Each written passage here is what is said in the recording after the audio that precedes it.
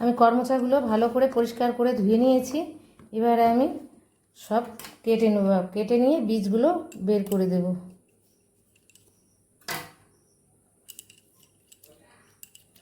এইভাবে বীজগুলো সব বেরিয়ে যাবে। একটা টুথপেক দিয়ে এইভাবে বীজটা আমি বার করে নেব, এক খোঁচা বীজগুলো বেরিয়ে যাবে। সব বীজগুলো এই একইভাবে আমি বার করে নেব।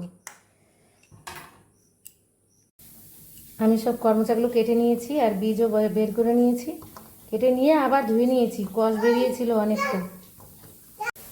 আমি 1.5 কাপের মতো জল নিয়েছি আর এই 1 বাটি চিনি দিয়ে দিচ্ছি। এদিকে চিনির শিরাটা ফুটছে, আমি এবার কালার ফুড দিয়ে দেবো।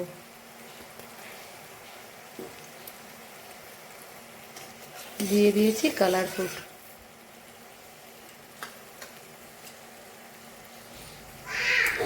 এবারে করমচাগুলো আমি দিয়ে দিচ্ছি।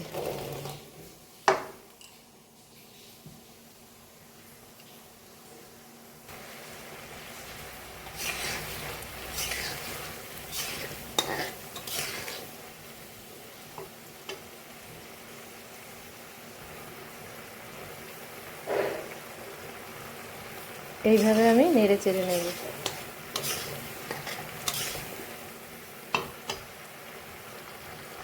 আমি বেশিক্ষণ কিন্তু জাল দেবো না, একটা বলক আসা পর্যন্তই জালটা হবে। আমি করমচা দিয়ে 3-4 মিনিট জাল দিয়ে নিলাম। এবারে আমি গ্যাসটা অফ করে দেব। হয়ে গেছে, আমি নামিয়ে নেব।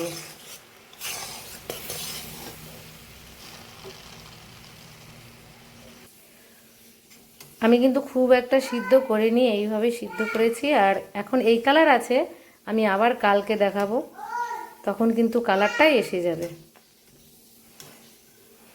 এই দেখো, রেখে দিলাম, আবার আমি কালকে দেখাবো। এই যে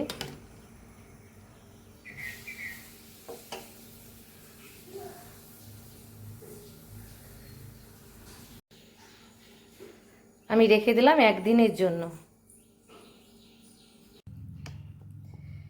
এই দেখো, তোমরা ফাইনাল লুকটা দেখো কত সুন্দর হয়েছে। কালকে তোমাদের দেখিয়েছিলাম আর বলেছিলাম যে 1 দিনের জন্য রেখে দিচ্ছি। আর তোমরা কিছু মনে করবে না, আমার ভিডিওর সময় আমার বাড়ির ছোট্ট একটা পুচকু আছে, সে একটু কথা বলে, সে খাবার জন্য আ আ করছে। আমার এই ভিডিওটি যদি ভালো লেগে থাকে তাহলে একটা লাইক, কমেন্ট, শেয়ার করে দিও। আর আমার ইউটিউব চ্যানেলটি সাবস্ক্রাইব করে আমার পাশে থেকো।